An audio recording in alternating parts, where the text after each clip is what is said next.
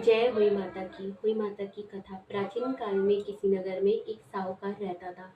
उनके 7 पुत्र थे। दीपावली से पहले साहूकार की स्त्री घर की लीपा पोती के लिए मिट्टी लेने को खदान में गई और खुदान में जब मिट्टी खोदने लगी तो देव योग से उसी जगह एक मेह की मांद थी।